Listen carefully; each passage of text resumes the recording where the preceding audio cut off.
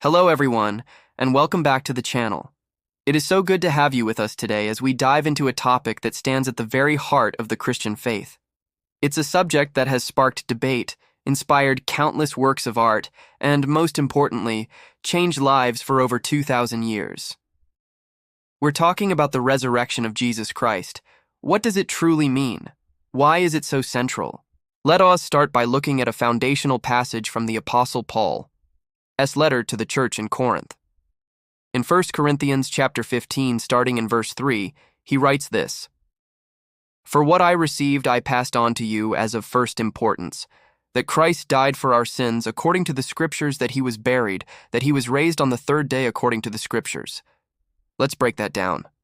Paul uses the phrase "of first importance." This isn't just another detail, it's the main event. It's the cornerstone of everything. He's telling the Corinthian believers and us that this isn't something he made up. It's a message he received and is now faithfully passing on. This message has four key parts. First, Christ died for our sins. This wasn't a random, tragic death. It was purposeful. It was an act of atonement, a payment for the wrongdoings that separate us from God. Second, he notes that this happened according to the Scriptures. Paul is connecting the dots, showing that Jesus' death wasn't a historical accident, but the fulfillment of prophecies written hundreds of years earlier in the Old Testament. Think of Isaiah 53, which describes a suffering servant who would bear our iniquities. The plan was in place all along. Third, that he was buried. This might seem like a small detail, but it's incredibly significant. Burial confirms the finality of death. Jesus wasn't just unconscious or in a coma. He was truly, physically dead. His body was placed in a tomb, a cold, hard fact that makes what happens next so miraculous. His followers were scattered, their hopes seemingly crushed. The story, for all intents and purposes, should have ended there, but it didn't. And that brings us to the fourth and most world-changing point, that he was raised on the third day according to the Scriptures. This is the climax of the story. Death did not have the final say. Just as his death was foretold, so was his resurrection. He conquered the grave. This isn't just about a spiritual revival. The text is clear, it was a physical resurrection. He was raised. This event is the ultimate validation of everything Jesus claimed to be. It proved he had power over sin and death. Without the resurrection, the cross would just be a symbol of a good man's tragic end. But with the resurrection, the cross becomes a symbol of victory, of hope, and of new life. It's the receipt that proves the debt of sin has been paid in full. Paul understood this so profoundly. Later in that same chapter, he says that if Christ has not been raised, our preaching is useless, and so is your faith. He doubles down, saying that if our hope in Christ is only for this life, we are to be pitied more than all others. That's how crucial the resurrection is. It's not an optional add-on. It's the very engine of the Christian faith. It's what transforms a historical event into a living, breathing reality for us today. Now let's turn to another powerful passage, this time from the book of Romans. In chapter 1, verse 4, Paul is introducing Jesus and he says, "And who through the Spirit of holiness was appointed the Son of God in power by his resurrection from the dead, Jesus Christ our Lord." This verse adds another layer to our understanding. The resurrection didn't make Jesus the Son of God, he already was. Instead, the resurrection was the public declaration, the divine appointment, the undeniable proof of his identity and power. It was God the Father's ultimate endorsement of his Son. Think of it like a king's coronation. A prince is already heir to the throne by birthright, but the coronation is the public ceremony where his authority is officially declared and demonstrated to the world. In the same way, the resurrection was the moment Jesus was appointed, or declared, the Son of God in power. The phrase "in power" is key. Before the resurrection, Jesus' power was often veiled in humility. He was born in a stable, lived as a carpenter, and washed his disciples' feet.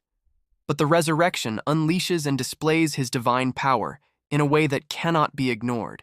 It's the power that defeats the ultimate enemy, death.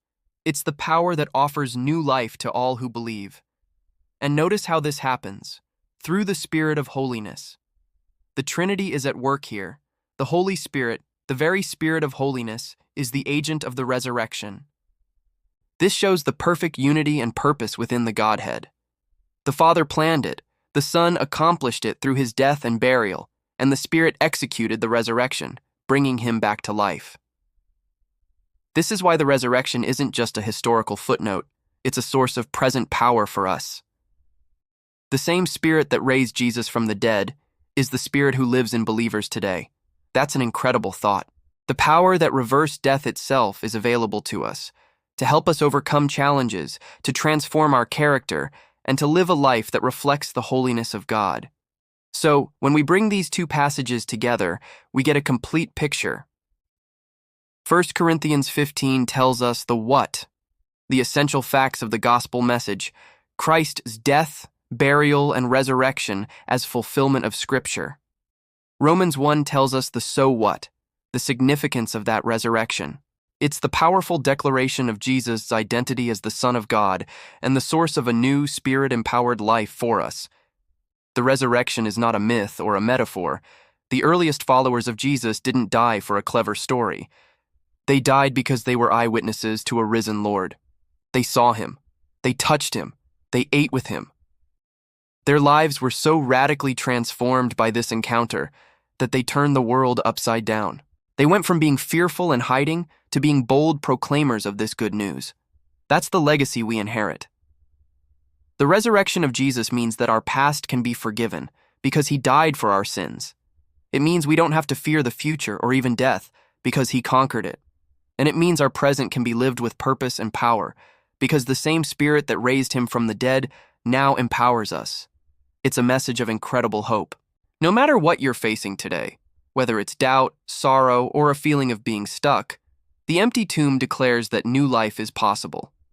It's a message that says no situation is truly hopeless, because our God is a God of resurrection. He specializes in bringing life out of death. This is the truth of first importance. It's the foundation upon which everything else is built. It is the reason we can call Jesus Christ our Lord, with full confidence and assurance. Thank you so much for joining me today to explore this incredible topic. I hope this has been encouraging and has deepened your appreciation for the power and significance of the resurrection.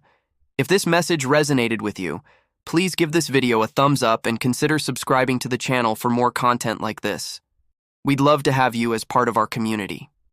Until next time, take care and God bless.